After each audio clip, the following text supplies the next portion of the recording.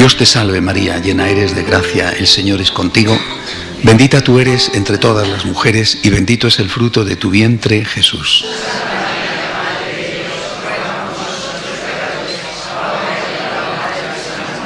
Gloria al Padre, al Hijo y al Espíritu Santo. Ave María Purísima. Dentro de unos días, el próximo 8 de diciembre, se inaugurará este año santo extraordinario, maravilloso, que es el año de la misericordia. Durará desde el 8 de diciembre hasta la fiesta de Cristo Rey, con la que termina siempre el tiempo ordinario del año siguiente, del año 2016. Me hubiera gustado poder hacer esta conferencia que está dedicada a ser digamos el inicio, el arranque de este año de la misericordia, hacerlo el día 8, pero, o el día 7, pero claro, teniendo en cuenta que es no un puente sino un acueducto, en este caso lo que hay, era más prudente adelantarlo a una semana antes para que hubiera más personas que les fuera posible acudir. El título que he elegido para esta primera conferencia, porque si puedo, no sé si lo conseguiré, porque voy a tener que andar viajando como siempre por otro lado, si puedo me gustaría hacer una meditación sobre la misericordia cada mes.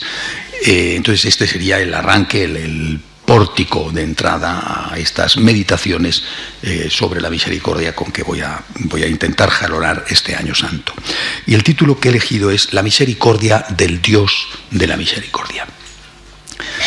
¿Por qué esto? Porque perdón. Porque yo tengo el temor de que por distintos motivos, culpa propia de los católicos o de un sector de la jerarquía y culpa ajena del mundo, este año de la misericordia no sea o no dé el fruto debido y no sirva para lo que tiene que servir. Y haya una manipulación del concepto de misericordia. Tengo este temor. Dios quiera que a lo largo del año mi temor se disipe y pueda deciros que no ha sido un temor confirmado.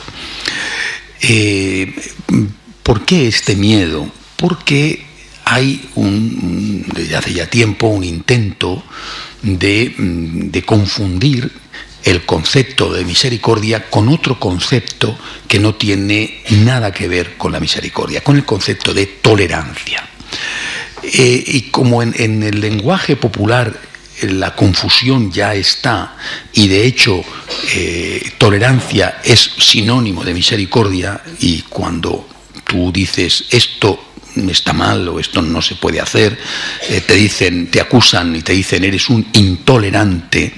Entonces, evidentemente, hay que aclarar las cosas y es lo que me propongo hacer en esta meditación. Quiero empezar con una cita de uno de los grandes biblistas del siglo XX, el padre Garrigou-Lagrange, que dice, nosotros los católicos, porque tenemos fe, somos intolerantes, dice, intolerantes, emplea esta palabra, porque tenemos fe, somos intolerantes con los principios, pero porque tenemos amor, somos misericordiosos con las personas. Es una frase preciosa. Como tenemos fe, somos intolerantes con los principios. Es decir, no podemos decir que el aborto es bueno. Pero como tenemos amor, somos misericordiosos, no dice tolerantes, misericordiosos con las personas. Añade, en cambio, el mundo, como no tiene fe, es tolerante con los principios y duro con las personas. Me ha gustado mucho cuando he leído esta cita del padre Garrigou-Lagrange, que, repito, un venerable biblista, que uno de los principales que renuevan y reforman el estudio bíblico en el siglo XX después del concilio, porque me parece que pone el dedo en la llaga de la confusión entre tolerancia y misericordia, que creo que va a ser parte del caballo de batalla. Hasta tal punto puede serlo que algún católico terminara por aborrecer la misericordia y que la misericordia se convirtiera en la bandera de los católicos progresistas que lo quieren permitir todo o de los no católicos. Creo que eso sería una lástima. La misericordia es nuestra. ¿Por qué? Porque la misericordia es Dios. Por tanto, nosotros no podemos ni abominar de la misericordia ni sentir recelo hacia la misericordia. Al contrario, qué bien, qué maravilla que el Papa ha proclamado un año santo de la misericordia. Es maravilloso. Tenemos que aplaudirlo, apoyarlo, disfrutarlo, beneficiarnos de ello, pero, repito, llamando a las cosas por su nombre. Nosotros, los católicos, porque tenemos fe, somos intolerantes con los principios, pero porque tenemos amor, somos misericordiosos con las personas. Las consecuencias que tendría el hecho de que se produjera esta confusión entre misericordia y tolerancia serían muy negativas. No solo para nosotros, curiosamente, sino que serían también negativas para el mundo, porque la Iglesia, por deseo de su fundador Jesucristo, tiene la vocación de ser la sal de la tierra y la luz del mundo. Y es Cristo el que dice: si la sal se vuelve insípida, no sirve para nada, más que para que la tiren. Es decir, en la medida en que nosotros nos dejamos asimilar por el mundo, nos mundanizamos, en esa medida no servimos para nada. La Iglesia tiene la misión histórica, decretada así, querida así deliberadamente por su fundador, de ser la luz en medio de la oscuridad, de ser la levadura en la masa, de ser, por lo tanto, la conciencia en una humanidad que va a tender siempre a la comodidad, a lo fácil, a lo, como se dice, políticamente correcto, al que no te pidan nada. Bueno, si nosotros claudicamos y empezamos a decir lo que el mundo dice, nuestra voz no se distinguirá en absoluto de la voz del mundo. Y entonces, ¿para qué existimos? Seremos una voz más en un coro de voces que cantan todos la misma canción. Y por tanto, bueno, pues no tenemos nada que aportar y sobre todo hemos dejado nuestra vocación, la vocación para la que Cristo fundó la Iglesia: ser la luz del mundo, ser la levadura, ser el fermento, ser la sal de la tierra. Hay otra cita que quiero traer y luego volveré a citar a este mismo autor. Se trata de Monseñor Chaput, el arzobispo de Filadelfia. Recientemente escribía un luminoso artículo en una revista especializada en Estados Unidos, una revista muy importante, y dice el arzobispo de Filadelfia: irónicamente, una estrategia pastoral que minimiza el pecado en nombre de la piedad no puede ser misericordiosa, porque es falsa.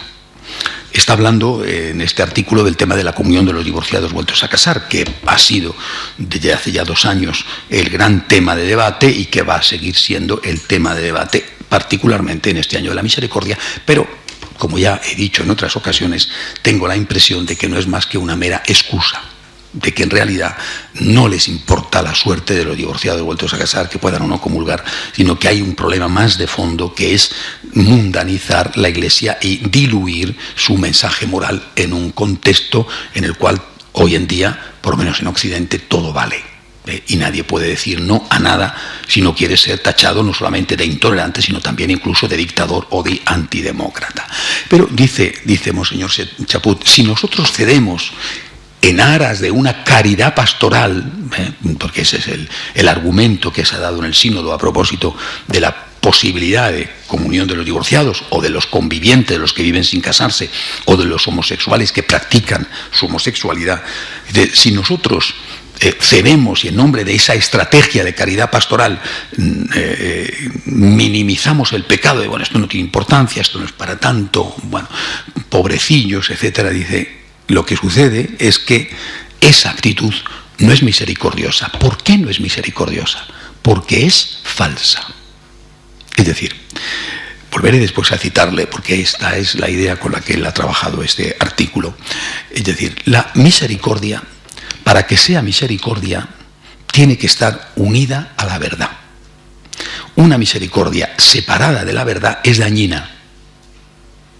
aparentemente puede ser beneficiosa, aparentemente puede ser caritativa, una actitud que ha separado la verdad de la misericordia puede parecer caritativa, puede parecer misericordiosa, pero es nociva para la propia persona que lo recibe, por un motivo, porque no la estimula al cambio, no la estimula a la conversión, no la estimula a mejorar. Al contrario, le dice, lo tuyo no tiene importancia, puedes seguir haciendo lo que haces. Y esto, evidentemente, en el tema de la comunión de los divorciados vueltos a casar tiene una importancia. En el tema de los convivientes tiene una importancia mayor, en el sentido de que ya no vas a estimular a los jóvenes a que se casen, si la Iglesia dice que eso está bien, y naturalmente en el tema de la homosexualidad practicada, la equiparación de las uniones homosexuales con las familias, la permisión a los homosexuales de adoptar niños, y después en el resto de las cosas, porque una vez que se ha abierto la puerta, pues cabe decir esto sí y esto otro, ¿por qué no? Es decir, se diluye absolutamente todo tipo de moral en un encuentro que hubo en la Universidad Gregoriana, organizado por la Conferencia Episcopal de Bélgica, de Francia y de Suiza, de Bélgica, de Francia, de Suiza y de Alemania. En este encuentro se hizo a puerta cerrada con unos periodistas seleccionados por ellos, sin embargo algunas cosas se filtraron. Uno de los ponentes dijo, la Iglesia tiene que renunciar definitivamente a toda norma moral en el ámbito sexual. Y añadió, y únicamente puede considerar malo aquello que es obligado. Es decir, mientras sea consentido, todo tiene que valer. Y en el todo, no vamos a ponernos ahora a entrar en detalles, en el todo entra todo. Pero claro, si la Iglesia considera que todo es válido, todo, repito, no vamos a entrar en detalles, pero vamos, desde el adulterio a otras cosas, con tal de que sea consentido, o sea, lo único que sería inválido sería la violación. Si todo es válido, ¿por qué no va a ser válido en otras cosas? Es decir, ¿por qué no va a ser válido en temas de dinero? O en asuntos relacionados no solamente con la sexualidad, sino con la vida. ¿O por qué no va a ser válido en asuntos como el uso de la violencia? Cuando pueden, como pasó con la teología de la liberación, justificar el uso de la violencia digamos, en nombre del cambio revolucionario que se necesita en un país para elevar la suerte de las clases oprimidas. Bueno, o sea, en el momento en que se abre el dique no entra como es fácil de saber y de ver, ¿no? El dique, cuando se hace un poro, cuando se hace un agujero, no entra el agua por ahí, ¿no? Por ahí empieza a entrar. Y después se rompe absolutamente el dique. Por tanto, la batalla que estamos dando es decisiva. Insisto, no solo para el futuro de la Iglesia, que quedaría literalmente destruida, sino para el futuro de la humanidad, porque una Iglesia destruida sería lo peor que le podía pasar a la humanidad, dado que dejaría de haber en la humanidad una voz que es la luz en la oscuridad, una voz que escuece, una voz que incomoda, una voz que llama la atención, pero al fin una voz que dice la verdad y que por tanto ayuda a la gente que está en la oscuridad a encontrar un camino. Por eso yo creo que es muy importante, y este es el título, repito, que he elegido para esta conferencia, es muy importante fijarse en cómo es la misericordia divina.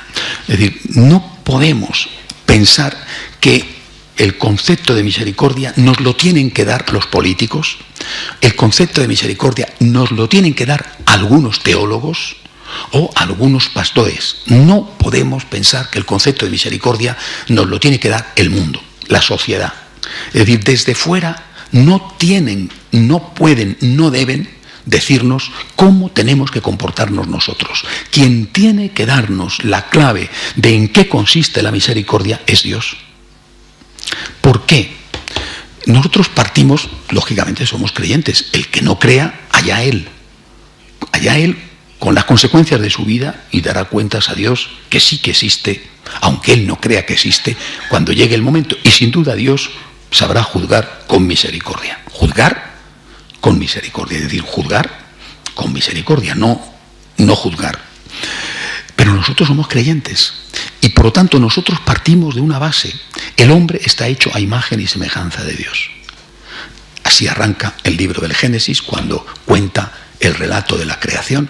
Por lo tanto, el hombre, para saber cómo tiene que comportarse, el hombre lo que tiene que hacer es mirar a Dios. No tiene que mirar las estadísticas, no tiene que mirar las encuestas, no tiene que mirar lo políticamente correcto, lo que dice la mayoría o lo que dice tal o cual líder de opinión. Lo que yo tengo que hacer es mirar a Dios. ¿Cómo es misericordioso Dios? Y mirando a Dios, me fijo en una persona de Dios, una de las tres personas de la Santísima Trinidad, Cristo, porque Cristo es el Dios hecho hombre.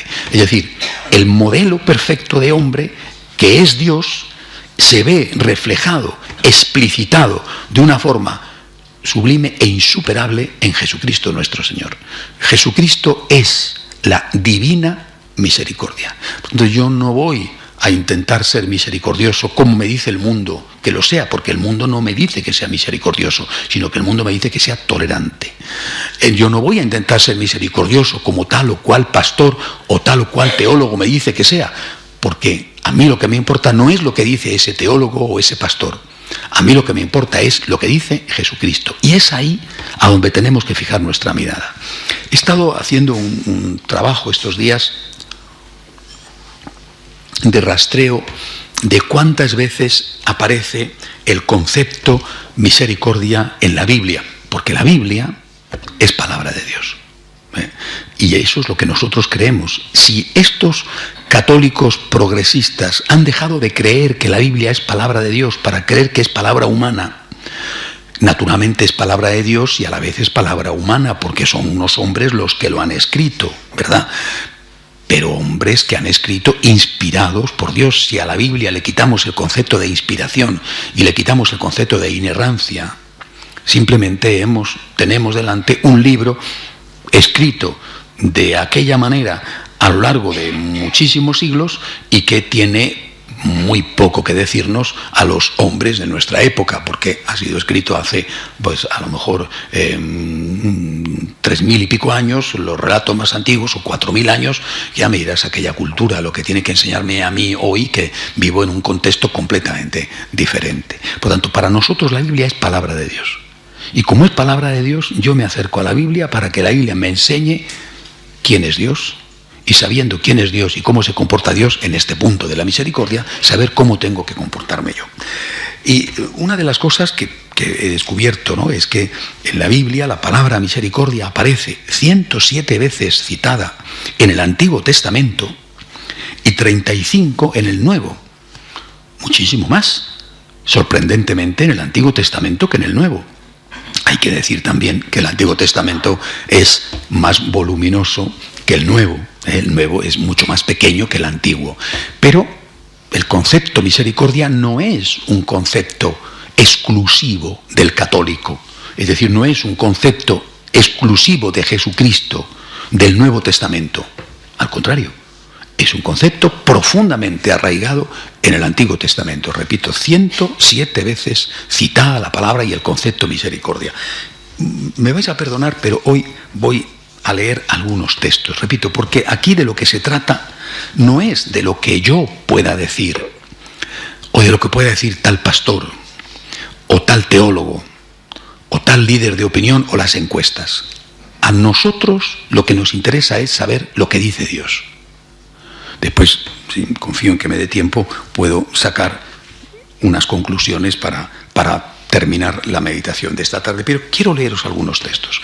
Es una selección, no voy a leer los 142 textos que hay entre el Antiguo y el Nuevo Testamento, pero es significativo, ¿no? En total solo son 3 páginas. Éxodo 26. Habla Dios en nombre propio, tengo misericordia a lo largo de 1000 generaciones, si me aman y cumplen mis mandamientos. Tengo misericordia, si me aman, me aman. No solamente me respetan o me obedecen, me aman y cumplen mis mandamientos. Entonces tengo misericordia. Qué interesante. Ya en el Éxodo, he quitado otras citas anteriores, he empezado por esta, pero hay otras del Génesis. Ya en el Éxodo dice que tengo misericordia con condiciones. Si me aman y cumplen mis mandamientos, no tengo misericordia y tú te aprovechas de mí, sino tengo misericordia con condiciones. En el libro de los Números 14:18, el Señor es lento para enojarse y está lleno de misericordia. Él tolera la maldad y la rebeldía, pero no las deja impunes. Tolera significa que permite, no que le da el visto bueno, que permite, que te da libertad. Tú puedes hacer mal uso de tu libertad, pero no las deja impunes, sino que castiga. Lógicamente esto que viene ahora es un concepto del Antiguo Testamento, la culpa de los padres en los hijos y en los nietos hasta la 4ª generación. El Señor es lento para enojarse y está lleno de misericordia. Tolera la maldad y la rebeldía, es decir, te deja libre, pero no las deja impunes. El libro del profeta Oseas, que es uno de los grandes profetas de la misericordia, 2:21. Yo te desposaré para siempre. Oseas es un profeta interesantísimo. Dios le dice que para demostrar lo que el pueblo está haciendo con él, la traición del pueblo a Dios, tiene que casarse con una prostituta. Y Oseas se casa con una prostituta que lógicamente le engaña. Le sigue engañando, no es que ella se retira. Y entonces el pueblo dice, pero ¿por qué te has casado? Pues si todo el mundo lo sabe, pero ¿qué has hecho? Tú estás tonto, ¿no? Dice, no, es que esto es lo que vosotros estáis haciendo con Dios. Os ha amado y sin embargo le sois infieles. Dios es el Dios del amor y vosotros respondéis a su amor abusando de su amor. Y dice el profeta Oseas, yo te desposaré para siempre. Dios le habla al pueblo. Te desposaré en la justicia y el derecho, en el amor y la misericordia.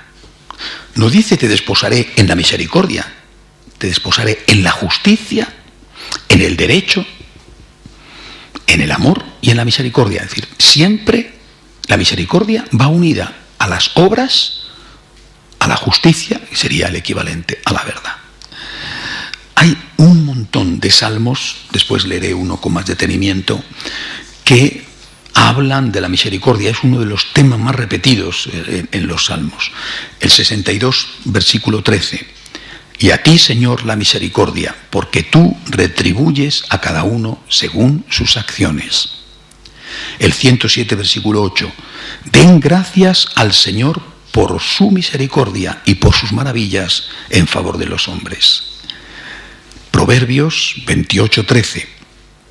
El que encubre sus delitos no prosperará, pero el que los confiesa y abandona obtendrá misericordia. No es que te dan la misericordia gratis. El que abandona sus delitos tendrá misericordia. Condición fundamental. El que abandona sus delitos, el que se arrepiente, el que se convierte, tendrá misericordia. No el que persevera en sus delitos, que es lo que están proponiendo hoy. Que la misericordia se dé mientras existe el pecado y sin que haya previo arrepentimiento de ese pecado. Nehemías 9:28 está hablando de lo que hacía el pueblo de Israel.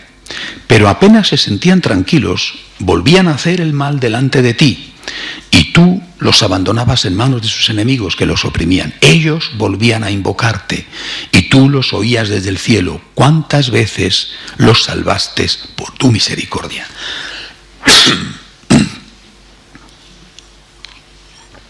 Primer libro de los Macabeos, 13:46.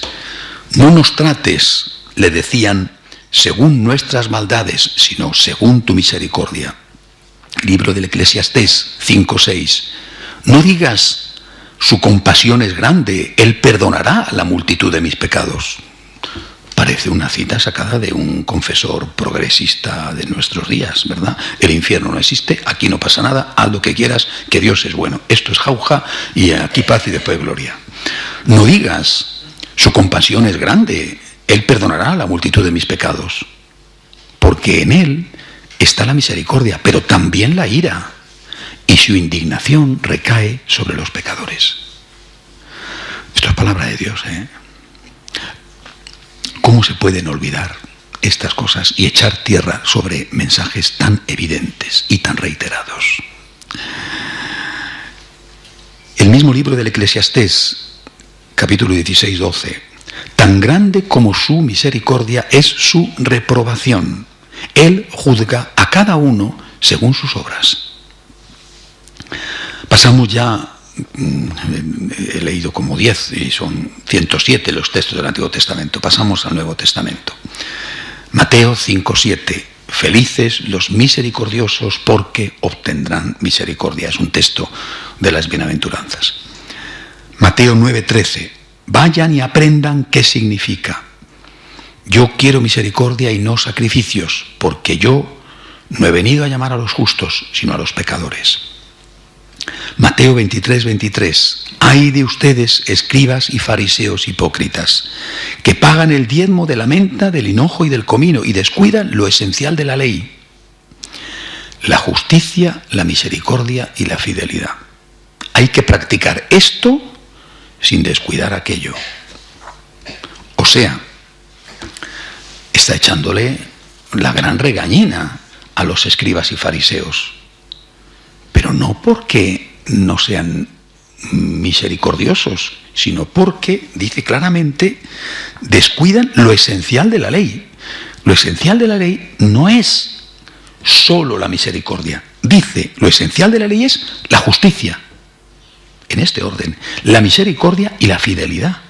No dice, descuidan ustedes lo esencial de la ley, son ustedes unos hipócritas, son ustedes unos falsos, son ustedes sepulcros blanqueados, porque no tienen misericordia. No dice esto. Ustedes descuidan lo esencial de la ley. ¿Y qué es lo esencial de la ley? Justicia. Es decir, buenas obras. Misericordia, efectivamente. Y también fidelidad a la promesa dada, a la alianza. Y por si acaso quedaba claro, dice, hay que practicar esto sin descuidar aquello, es decir, sin descuidar lo del diezmo, de la menta, del hinojo, etcétera, etcétera. Lucas 1:50. Su misericordia se extiende de generación en generación sobre aquellos que le temen. Lucas 6:36. Sean misericordiosos como su Padre es misericordioso. Pasamos a las cartas. Romanos 12:1.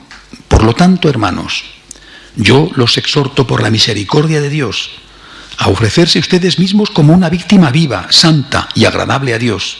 Este es el culto espiritual que deben ofrecer. No, yo les exhorto a que hagan ustedes lo que quieran, sino yo les exhorto por la misericordia que Dios tiene con ustedes. En agradecimiento a esa misericordia, les exhorto a que se ofrezcan ustedes mismos como una víctima viva, santa y agradable a Dios. Es decir, que la respuesta a la misericordia sea una vida santa. No más abuso todavía, como es bueno, es tonto, y no solamente hago el mal, sino que hago todavía más mal.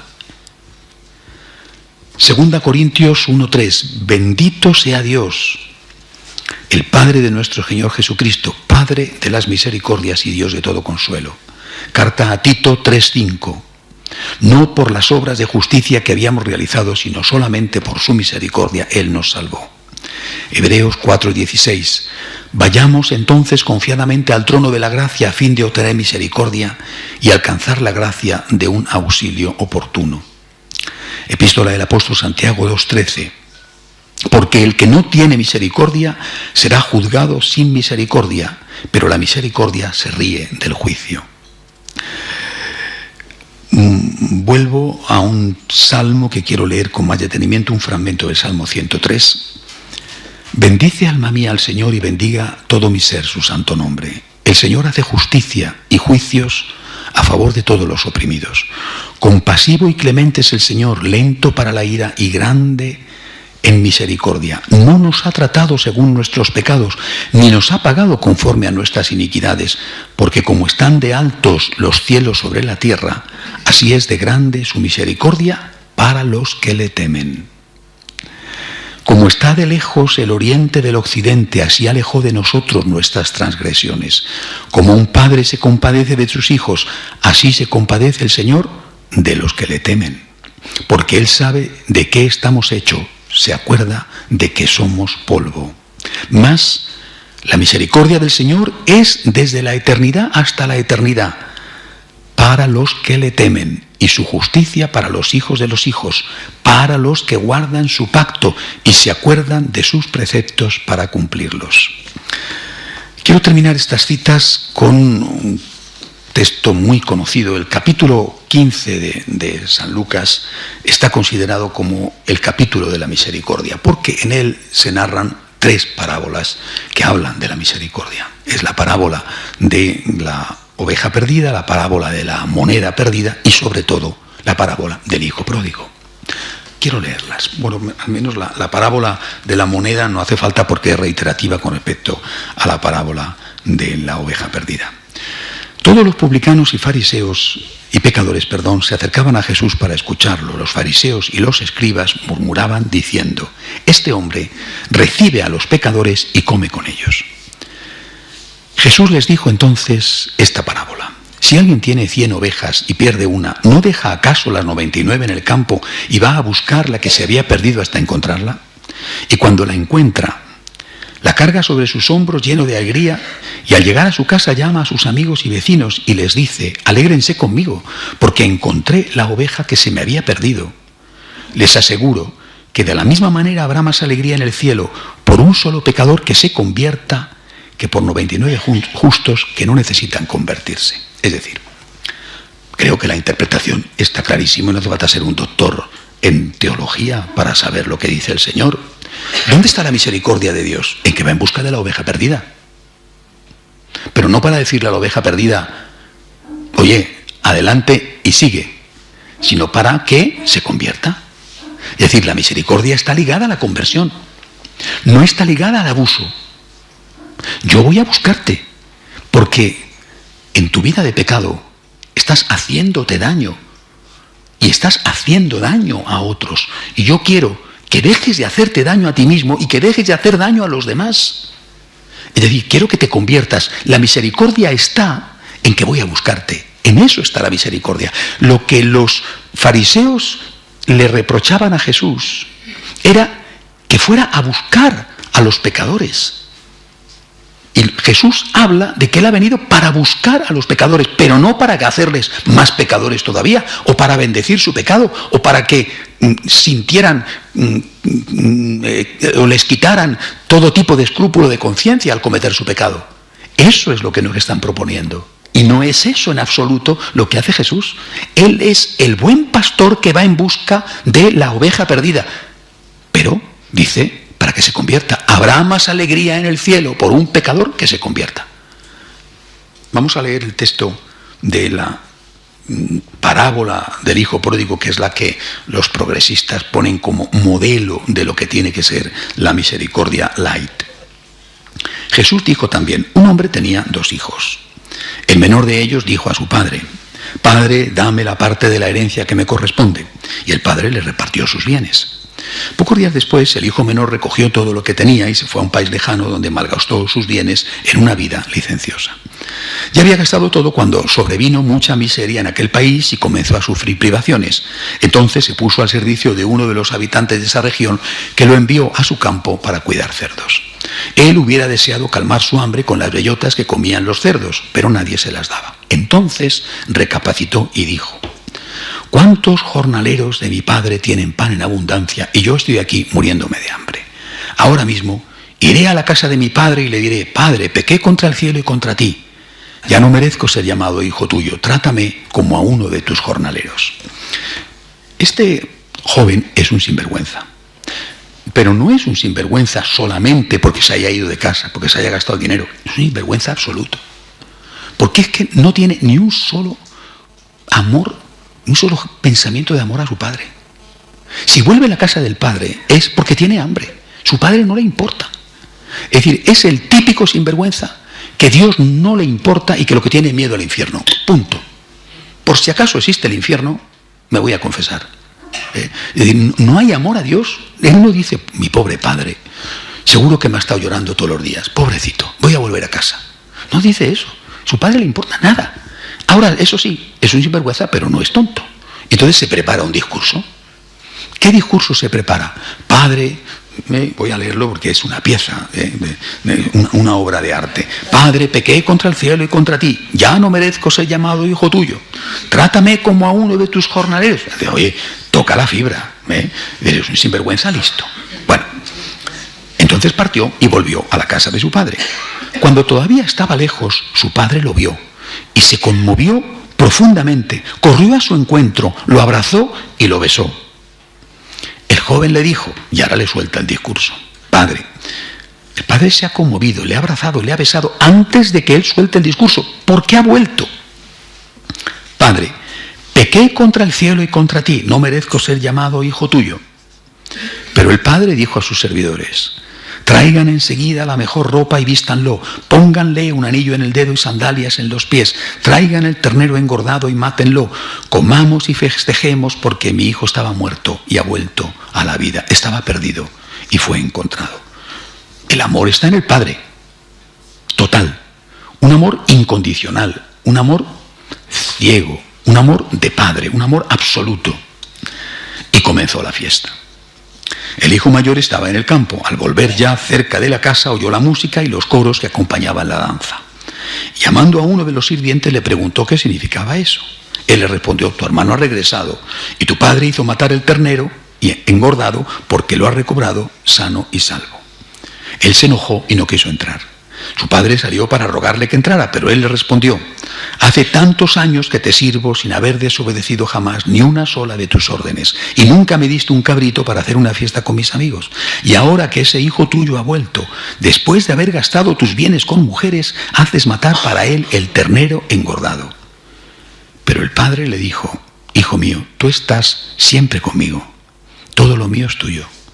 Es justo que haya fiesta y alegría porque tu hermano estaba muerto y ha vuelto a la vida, estaba perdido y ha sido encontrado. Es decir, la alegría del Padre procede de su amor infinito, pero procede de que el Hijo ha sido encontrado, el Hijo ha vuelto a la vida.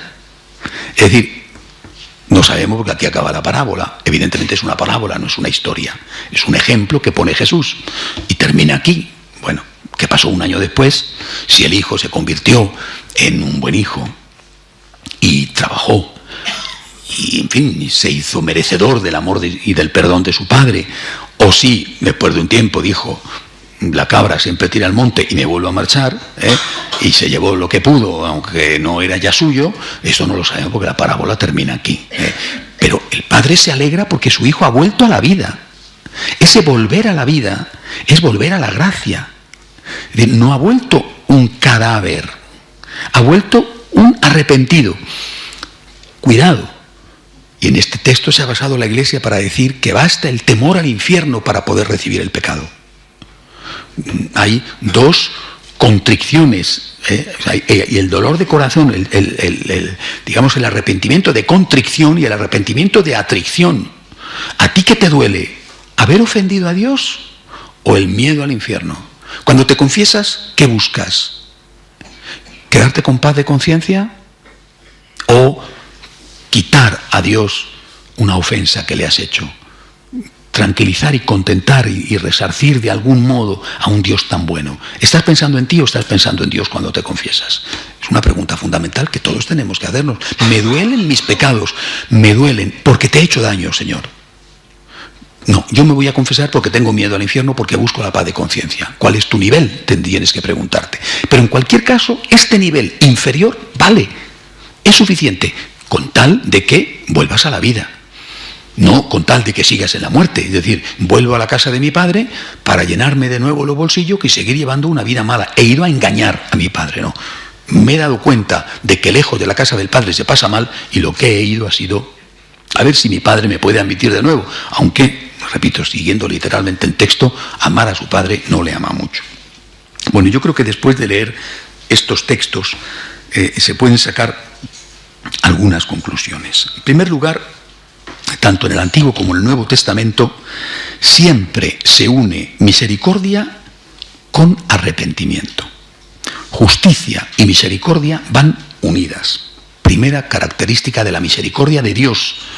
¿Qué es lo que tenemos que fijarnos? ¿Cómo es la divina misericordia? La divina misericordia establece la unión entre justicia y misericordia, entre arrepentimiento y misericordia. Hay que decir una cosa, si nos fijamos en la parábola del hijo pródigo, tendría que llamarse del Padre generoso. La misericordia de Dios no depende de tu arrepentimiento. Tú no puedes condicionar a Dios. Dios no puede guardar rencor. Dios es puro amor siempre. ¿Qué es entonces lo que depende de tu arrepentimiento? Si no es la misericordia de Dios porque tú no puedes condicionarle, o sea, si yo pido perdón, Dios me perdona. No. Dios ya te ha perdonado. Entonces, ¿qué es lo que condiciona tu arrepentimiento? La recepción del perdón, que es distinto. Dios ya te ha perdonado. Pero para que el perdón de Dios, que salió de su misericordioso corazón en el mismo instante en que tú cometiste el pecado, para que ese perdón de Dios llegue a ti, entonces tienes que estar arrepentido. La misericordia no condiciona el perdón, condiciona la recepción del perdón, que es distinto. Porque el perdón es de Dios, la recepción del perdón es obra tuya. Yo te quiero dar un regalo, es un regalo, pero si tú no lo quieres coger, yo te lo doy, tómalo, pero si tú no extiendes la mano para cogerlo, no, el que tú extiendas la mano no significa que yo te vaya a dar el regalo. Darte el regalo es una iniciativa mía, fruto de mi amor, pero si tú no extiendes la mano, aunque yo te lo dé, tú te quedas sin él, no porque yo no te lo dé, sino porque tú no quieres cogerlo. Por tanto, la misericordia ejerce su actuación, su acción salvífica, cuando el que tiene que recibirla la admite, y la admite cuando reconoce que necesita esa misericordia, cuando está arrepentido, es decir, cuando hace un acto de justicia, y el acto de justicia es pedir perdón. Hasta que no hace ese acto de justicia, la misericordia de Dios que está rodeándote no puede llegar a ti porque tú no la dejas entrar en tu vida, ni en tu cuerpo ni en tu alma. Segunda característica de la misericordia divina, muy importante. La misericordia no es un derecho. La misericordia es un don. El hijo pródigo no llega a la casa del padre diciendo: aquí estoy porque he venido. Y para chulo, yo me he ido, me lo he gastado todo y ahora vuelvo porque me da la gana. Ya están matando el ternero cebado y ya está poniendo a los criados que me preparen la bañera. Aquí vengo porque quiero. No dice eso. Dice: he pecado contra el cielo y contra ti. Lo dice porque es verdad, aunque lo diga para conseguir que su padre le deje entrar en casa. Pero lo dice y sabe que es verdad. He pecado contra el cielo y contra ti y vengo a pedirte un favor. Repito, no tenemos el derecho a la misericordia, es un don. Cuando uno ha obrado el mal, la justicia dice que tienes que pagar por el mal que has hecho. Si a ti te indultan, oye, si a ti te indultan, esa suerte te ha tocado, ¿eh? Pero eso es un don. Tú no tienes derecho al indulto. El indulto es un don. Es un regalo que te hacen por los motivos que sean, ¿eh? Porque se celebra la fiesta nacional, porque estamos todos muy contentos por la Navidad o por Semana Santa, por indulto, indulto. Bueno, estos dictadores como los de Cuba que indultan de repente, va el Papa, indultan a no sé cuántos miles de presos, pero a ninguno de los presos políticos, a eso no, porque como dice que no hay en Cuba presos políticos, a eso los dejan allí pudriéndose, indultan a los asesinos, a los criminales, bueno, tienen muchísimo, porque han indultado a 2000 y pico cuando ha ido el Papa, bueno. El indulto es un don, tú no tienes derecho al indulto, es un favor que te hacen, la misericordia es un don. Si no entendemos que todo es gracia, que no tengo derecho a, San Pablo en las cartas lo dice una y otra vez, no puedo llegar al agradecimiento. Es decir, si yo pienso que tengo derecho a comulgar, por ejemplo, o derecho a confesar, ¿cómo que tengo derecho? ¿Desde cuándo tengo yo derecho a recibir al Señor? Al contrario, antes de la comunión, todos, empezando por el sacerdote, decimos: Señor, no soy digno de que entres en mi casa. No dice: qué suerte tienes de que vas a entrar en mi casa. Sino: yo no soy digno de que entres en mi casa. Una palabra tuya bastará para sanarme, pero yo no soy digno, yo no lo merezco, es un don. Y es un don extraordinario, que el Señor, que concede el don el don de la misericordia ligado, por ejemplo, a la comunión o a la confesión, el Señor que concede el don también tiene que cumplir y poner en práctica otra característica suya, que es la justicia. Y para poder poner en práctica la justicia tiene que haber el arrepentimiento por tu parte. Con tu arrepentimiento satisfaces la justicia de Dios y entonces Dios te da el don de la misericordia. Siguiente característica. La misericordia de Dios, cuando se da como don, va seguida en quien la recibe por un cambio de comportamiento. Y eso es posible por una cosa, no porque tú, después de recibir la misericordia de Dios, seas más fuerte que antes, sino porque tú, después de recibir la misericordia de Dios, estás asistido por la gracia de Dios. Es la gracia, naturalmente, unida a tu voluntad. Es decir, tú tienes que colaborar con la gracia, con tu voluntad, con tu esfuerzo. Pero es la gracia la que te va a permitir no volver a pecar. En el sacramento de la confesión no solamente se recibe el perdón de los pecados, sino la gracia para no volver a cometer ese pecado. Esa gracia recibida, que ya la recibiste por primera vez en el bautismo, que te perdonó el pecado original, y si eras adulto, los pecados que tenías como adulto, esa gracia recibida no es una gracia que anula tu libertad. La gracia nunca anula la responsabilidad del hombre. He recibido la gracia y ya no peco más. Es decir, ya no puedo pecar más. No, has recibido la gracia, pero tienes que colaborar con la gracia. He recibido el sacramento del matrimonio y ya está. Ya puedo hacer lo que quiera, que esto va a ir maravillosamente. Y si yo me voy por aquí, pues aunque no quiera, mi comportamiento va a ir por aquí. No somos autómatas, no somos marionetas, no somos robots, somos seres libres. Esa libertad, es un texto de los que he leído, esa libertad Dios la tolera, dice ese texto. La tolera, era el texto del Eclesiastés. Dice, sí, pero no la deja impune. Es decir, Dios te da la gracia y la recibes en el sacramento, la recibes junto a la misericordia para no volver a pecar. Tú tienes que desear no volver a pecar. Ese es el arrepentimiento y el propósito de enmienda. Dios te da la gracia para que lo hagas, pero lógicamente tú tienes que colaborar con esa gracia. Quiero terminar volviendo a citar al arzobispo de Filadelfia, Monseñor Chaput. Dice, la Iglesia, está hablando, comparando el tema de los fariseos, de los escribas, ¿no?, tan socorrido, tan utilizado estos días para insultarnos todos los días, o casi todos los días, a los que decimos que tiene que respetarse unas normas morales. La Iglesia puede ser veraz, puede defender la verdad sin misericordia, como los escribas que deseaban apedrear a la adúltera. Defendían la verdad, pero no tenían misericordia. Pero la Iglesia no puede ser misericordiosa sin ser veraz. Puedes tener la verdad y ser duro de corazón. Tengo la verdad, y la verdad es una espada con la que te corto la cabeza. Eso no es católico. Eso no es católico. Pero lo que no puedo es ser indulgente y tolerante sin decir la verdad, porque eso no es misericordioso. Verdad sin misericordia no es católico. Misericordia sin verdad no es misericordioso.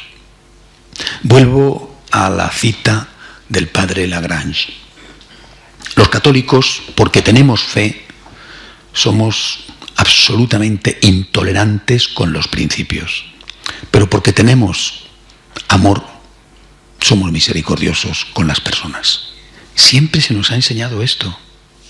Hay que ser intransigentes con el pecado y hay que ser misericordiosos con el pecador. Porque esto además es lo que nosotros recibimos. Es que no es que estamos hablando de los demás, es que estamos hablando de nosotros mismos. Es que nadie, absolutamente nadie puede decir yo jamás en la vida he roto un plato, ni he hecho un pecadillo venial siquiera. Es que empezamos la misa diciendo Señor, ten piedad. Es que entre nosotros hay una clarísima conciencia de culpa y eso es un don. El día en que no haya conciencia de culpa, porque nuestra conciencia esté drogada, anestesiada, a base de que nos digan que lo que hacemos está bien hecho y que no tenemos nada de que arrepentirnos y que tenemos derecho a todo, incluso a obrar mal, ese día será el día en que nos hayan hecho el mayor de los daños. Y eso es precisamente lo que en este momento puede ocurrir. Esa es la batalla que estamos dando. Empezamos el año de la misericordia, un año maravilloso, un año que a todos nos va a hacer mucho bien. Todos necesitamos la misericordia de Dios, todos agradecemos la misericordia de Dios. Sin la misericordia de Dios no podríamos tener esperanza, todos somos pecadores. Pero la misericordia de Dios, para ser auténtica, tiene que ir unida a la verdad. Y la misericordia de la Iglesia, para ser auténtica misericordia de Dios, tiene que ir unida a la verdad. Ni verdad sin misericordia, eso era lo de los fariseos y lo de los escribas, ni misericordia sin verdad, porque esa no es misericordia cristiana. Terminamos con una oración.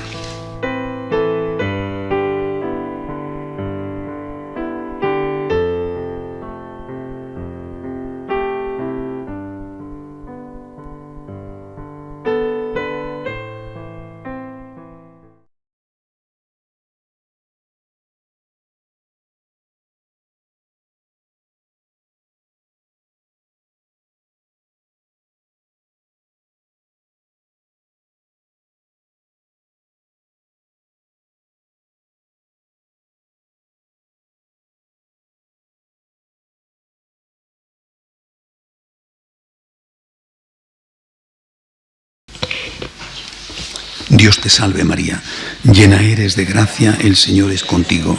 Bendita tú eres entre todas las mujeres y bendito es el fruto de tu vientre Jesús. Santa María, Madre de Dios, ruega por nosotros pecadores, ahora y en la hora de nuestra muerte. Amén. Gloria al Padre, al Hijo y al Espíritu Santo. Ave María Purísima.